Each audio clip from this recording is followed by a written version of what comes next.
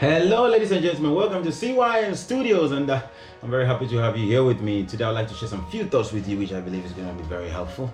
Some few years ago, a very prominent man, TV personality, committed suicide, and I began to contemplate on what on earth could make such a man of that kind to hang himself. As I analyzed it, I realized that money does not necessarily bring happiness. Money is not directly proportional to wealth. Because this man, even though he exhibited a life of positivity, energy, joy, behind the scenes, he was living a life of depression. Now, I wrote down some few points, and I believe this point might help us to understand exactly what is wealth. Most of the times we think wealth is money, but let's see exactly what wealth is. So I wrote, the first point might be spiritual, and this is very personal because I believe that we came here on earth for a purpose. And therefore, what obtaineth a man if he gains the whole world but loses his soul?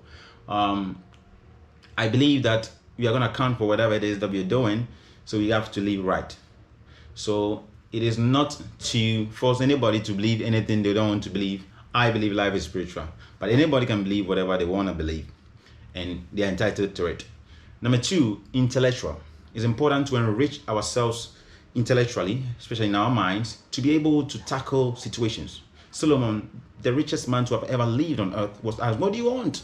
He said, wisdom, knowledge, and understanding. He never mentioned riches because he understood that wisdom brought riches. So it's important for us to enrich ourselves intellectually. Number three, personal. Steve Jobs was a very rich man, but he faced illness and he couldn't do anything about it. Even though he had a lot of money, he couldn't solve those issues. Those issues he was having with cancer, he couldn't solve it.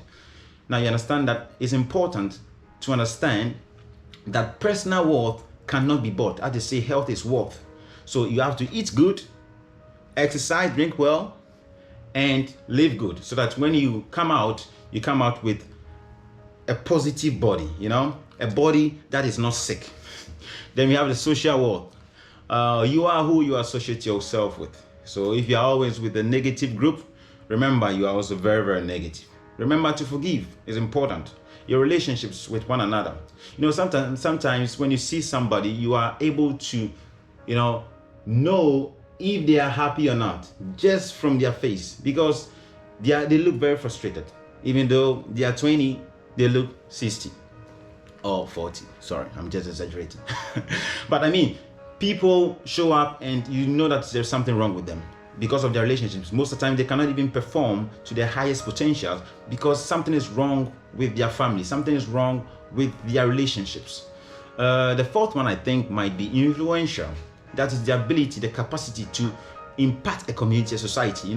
Some few days ago, I went to a funeral. It wasn't a funeral. Actually, it was the 8th anniversary of a great man who built a lot of companies, and they were remembering him for what he has done.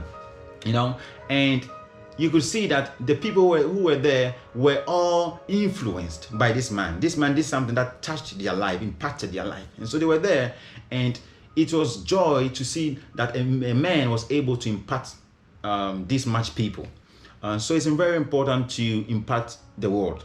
You can think of great brands today. You can think of Tesla, Elon, Jeff with Amazon, Bill Gates with Microsoft, and these people are not remembered for how much money they have in their accounts or how big their houses are, but they're remembered for what they brought to the world, how they impacted the world. So remember that people are not, thought about or remembered by what they save, but it's rather what they give. It's important to give, because through giving you can impact. So the question is, what are you going to be remembered for?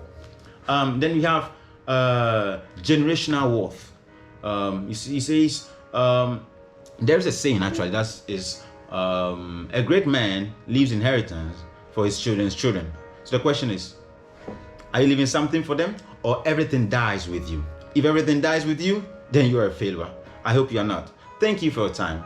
Until then, I wish you love, hope, peace, and joy. Bye.